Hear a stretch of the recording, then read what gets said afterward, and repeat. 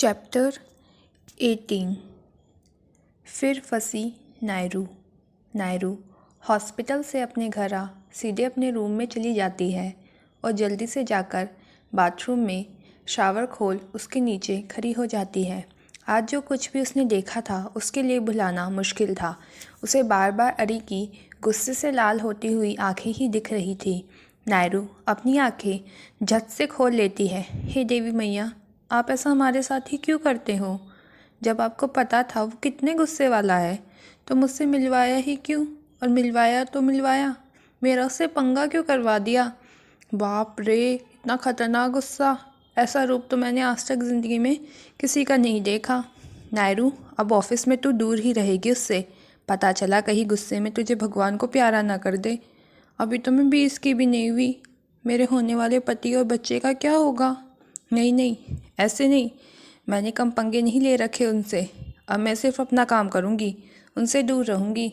2 दिन बाद आज नायरू सुबह से अपनी मम्मी के सर पर सवार थी, क्योंकि आज मैडम का ऑफिस का पहला दिन था और उसे लेट होकर अरी के गुस्से का शिकार नहीं बनना था। अरे माँ, जल्दी करो, मुझे लेट नहीं होना आज। आपको कल ही बताया था ना, मेरी इज्जत का सवाल है। नायरू किचन के दरवाजे पर खड़ी कब से चिल्लाए जा रही थी, जिसे सुना अब उसकी माँ जल्दी से अपने हाथ में एक टिफ़िन का डब्बा ला उसके हाथ में लगभग पटकते हुए बोलती है, ये नहीं कि जल्दी उठ गई तो थोड़ी मदद कर दे।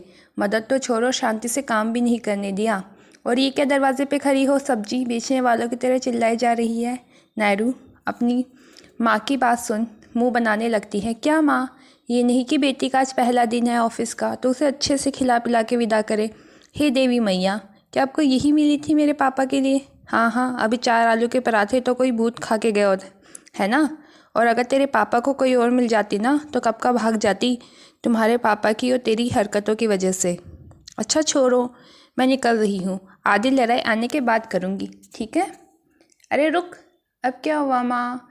मिसेस वर्मा जल्दी से किचन में जा दही शक्कर लाती है और उसे एक चम्मच नायरू के मुंह में डालती है। अच्छे से रहना और खाना टाइम पर खा लेना है, ये नहीं कि काम के चक्कर में खाना भूल जाना।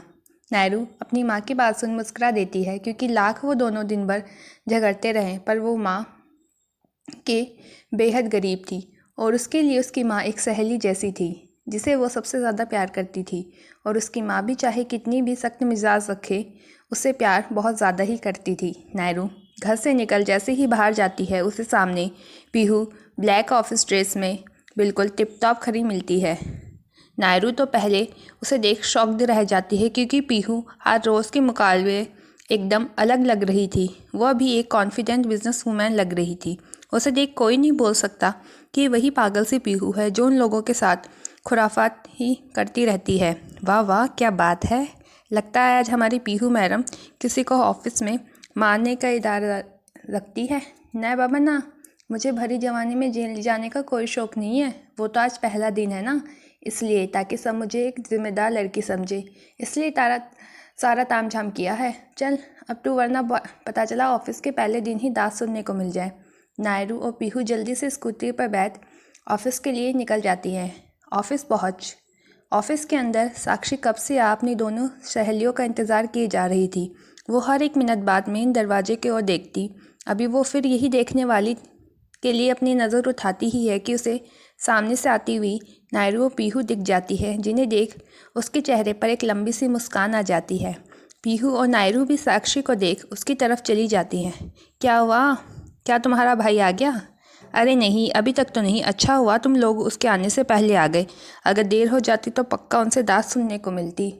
नायरू जो अपने बैग से कुछ निकाल रही थी वो उसकी बात सुन उससे बोलती, अरे साक्षी बस कर, देख खुद तो लेट हो गए और हमें डांटते। अरे उन्हें तो हमसे सीखना चाहिए कि टाइम पर कैसे आते हैं। साक्षी और पीहू जो नायरू की बातें सुन के कुछ बोलने ही वाली थी, उसके पीछे खड़े इंसान को देख शौक में चली जाती हैं और ज़बरदस्त मुस्कुराने लगती हैं। वो जैसे ही नायरू को कुछ कहने वाली होती है वैसे ही पीछे खड़ा इंसान उन दोनों को चुप रहने का इशारा करता है, जिसके कारण दोनों चुप हो जाती हैं। नायरू, जिससे अपने दोस्तों के चेहरे पर बदलते हुए रंग को नहीं देखा, लगी रहती है अरी की बुराई करने में। अरे अब तुम दोनों चुप क्यों हो गई? क्या कुछ गलत बोल रही हूँ मैं? बोलो, बोल सककर भी देखो, टाइम पर नहीं आए।